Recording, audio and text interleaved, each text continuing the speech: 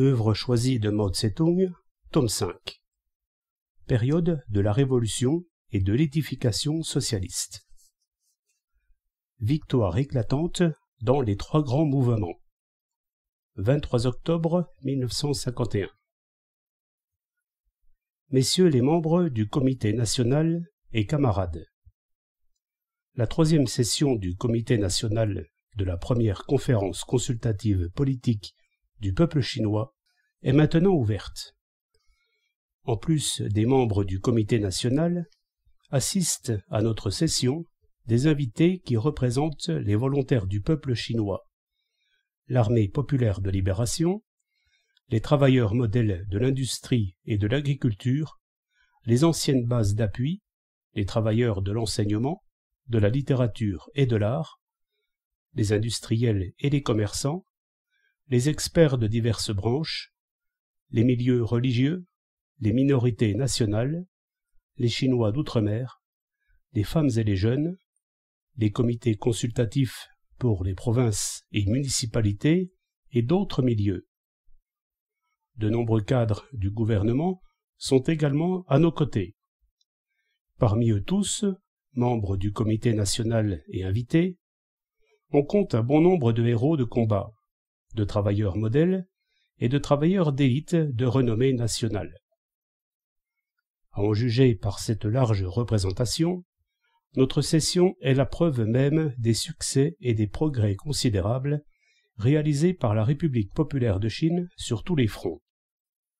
Durant l'année écoulée, nous avons lancé à l'échelle nationale 3 grands mouvements: résistance à l'agression américaine et aide à la Corée, réforme agraire et répression des contre-révolutionnaires. Et nous avons remporté de grandes victoires.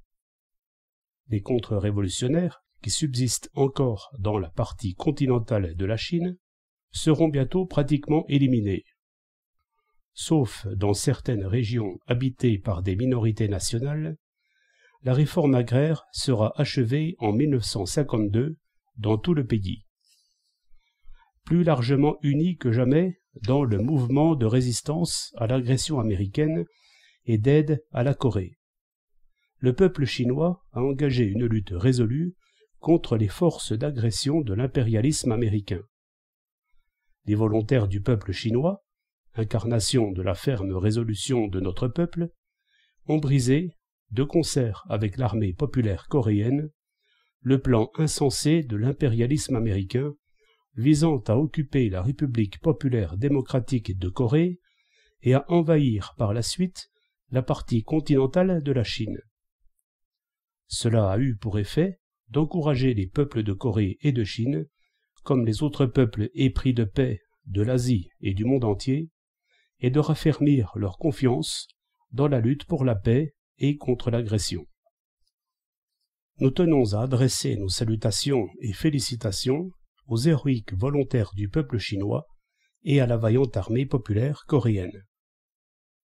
Grâce aux victoires remportées dans ces 3 grands mouvements, grâce aux efforts conjugués des gouvernements populaires à tous les échelons et de la population des divers milieux, notre pays a pu réaliser une unité sans précédent. Le problème du Tibet a été réglé par la voie pacifique. Notre défense nationale a été renforcée. La dictature démocratique populaire s'est consolidée. La monnaie et les prix demeurent stables, et nous avons fait un grand pas en avant dans le relèvement et le développement de l'économie, de la culture et de l'enseignement.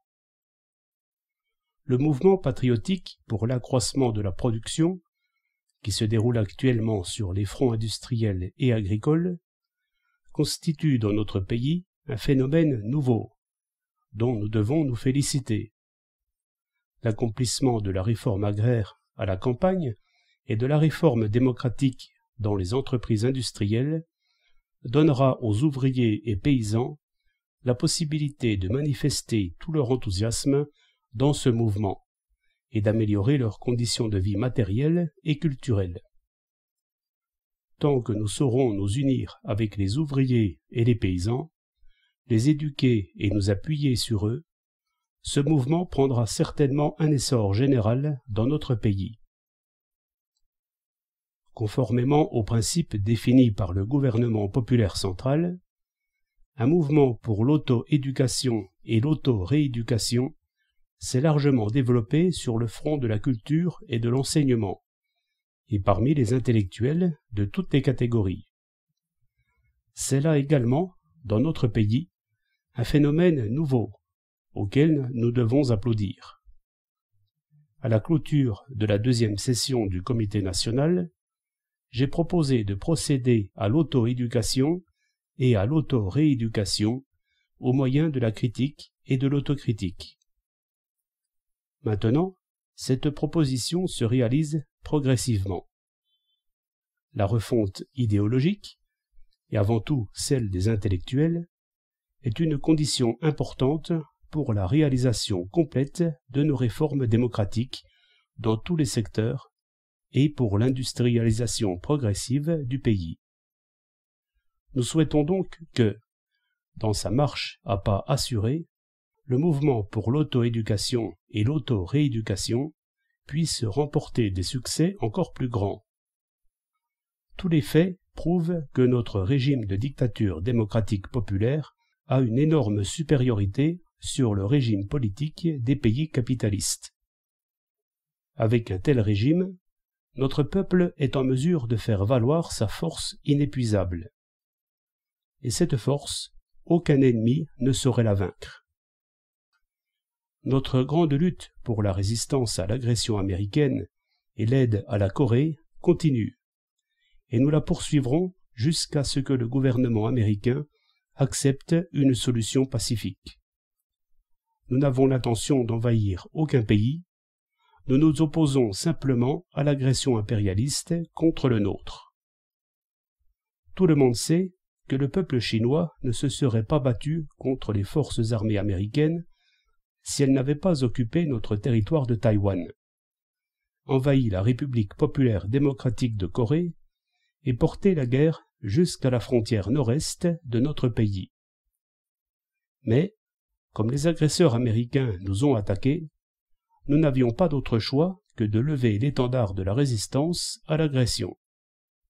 Cela était absolument nécessaire et parfaitement juste. Tout notre peuple l'a bien compris.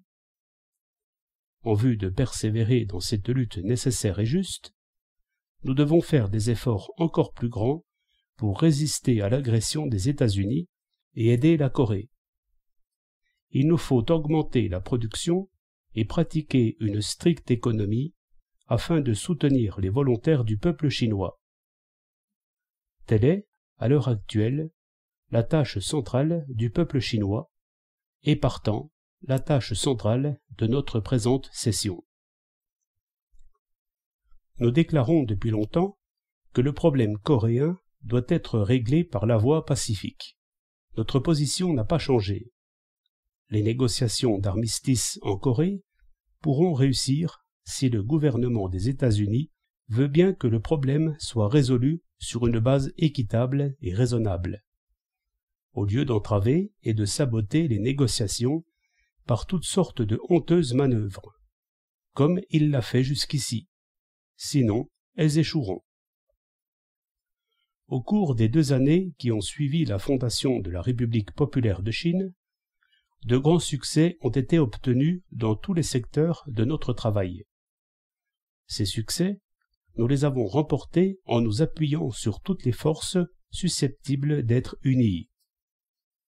À l'intérieur du pays, nous avons compté sur la solide union des nationalités, des classes démocratiques, des partis démocratiques, des organisations populaires et des démocrates patriotes, union placée sous la direction de la classe ouvrière et du Parti communiste.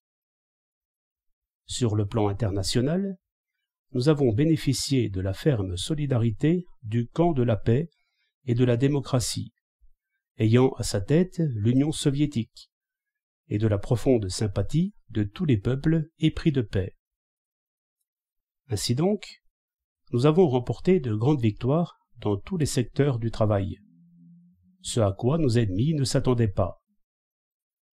Selon eux, comme la jeune République populaire de Chine se heurtait à d'innombrables difficultés, et que nous avions en outre à faire face à leur guerre d'agression, nous devions être incapables de surmonter ces difficultés et de riposter aux agresseurs. Or, contrairement à leur attente, nous avons réussi à surmonter nos difficultés et à riposter aux agresseurs, et nous avons remporté de grandes victoires. Nos ennemis ont la vue courte. Ils ne réalisent pas la force que représente notre grande unité à l'intérieur du pays et sur le plan international. Ils ne voient pas que la proclamation de la République populaire de Chine a une fois pour toutes mis un terme à l'époque où les impérialistes étrangers pouvaient brimer le peuple chinois. Ils ne voient pas non plus que l'époque où les impérialistes pouvaient dicter partout leurs lois est à jamais révolue, du fait de l'existence de l'Union soviétique socialiste, de la République populaire de Chine et des pays de démocratie populaire, du fait de la ferme union entre les deux grands pays, la Chine et l'Union soviétique, sur la base du traité d'amitié, d'alliance et d'assistance mutuelle, du fait de la solide unité de tout le camp de la paix et de la démocratie, ainsi que de la profonde sympathie que les peuples épris de paix éprouvent pour ce grand camp. Nos ennemis sont aveugles à tout cela, et ils veulent encore malmener la République populaire de Chine et conquérir l'hégémonie mondiale. Mais, camarades, je peux affirmer avec certitude que leur dessein est insensé, vain, et qu'ils ne pourront atteindre leur but. En effet, la République populaire de Chine ne saurait être humiliée, le grand camp de la paix ayant à sa tête l'Union soviétique ne tolérera pas qu'on lui porte atteinte, et les peuples du monde épris de paix ne se laisseront pas tromper. Camarades, depuis la victoire de la grande révolution socialiste d'octobre en Union soviétique, le triomphe des peuples du monde est certain. Et, maintenant, grâce à la fondation de la République populaire de Chine et des pays de démocratie populaire, cette perspective s'est encore développée et consolidée. Il est vrai que, durant la période historique qui a suivi la Première Guerre mondiale et la Révolution d'octobre en Russie, 3 pays impérialistes, l'Allemagne, l'Italie et le Japon, avaient tenté de conquérir l'hégémonie mondiale, et cela avant la fondation de la République populaire de Chine et des pays de démocratie populaire. Mais quel en a été le résultat? N'a-t-il pas été prouvé que la tentative de ces 3 pays impérialistes était insensée et vaine? N'est-il pas vrai que le résultat a été exactement le contraire de ce qu'ils espéraient, et que les impérialistes qui convoitaient l'hégémonie mondiale ont fini par être abattus? La situation d'aujourd'hui est tout à fait différente. La grande République populaire de Chine et plusieurs pays de démocratie populaire ont été fondés. Le niveau de conscience politique des peuples du monde s'est élevé. La lutte pour la libération nationale se développe impétueusement en Asie et en Afrique du Nord. L'ensemble du système impérialiste s'est sensiblement affaibli. À ces faits, il faut en ajouter un autre, et d'une extrême importance. C'est que la puissance de l'Union soviétique, notre alliée la plus proche, s'est considérablement accrue. Dans ces conditions, si un pays impérialiste essayait encore d'emboîter le pas aux 3 agresseurs, l'Allemagne, l'Italie et le Japon, n'est-il pas aisé de prévoir la fin qui l'attendrait? Bref, le monde de demain appartiendra aux peuples, qui géreront eux-mêmes leurs propres affaires. Ce ne sera jamais plus un monde où l'impérialisme et ses laquais feront la loi. J'espère que le peuple de notre pays s'appliquera à resserrer ses rangs, à renforcer son union avec notre allié, l'Union soviétique, avec tous les pays de démocratie populaire, avec toutes les nations et tous les peuples du monde qui nous témoignent de la sympathie, qu'il continuera sa marche vers la victoire dans la lutte contre l'agression, dans l'édification de notre grand pays et dans la sauvegarde d'une paix mondiale durable. Camarades, je suis convaincu que, tant que nous agirons dans ce sens, la victoire nous appartiendra à coup sûr.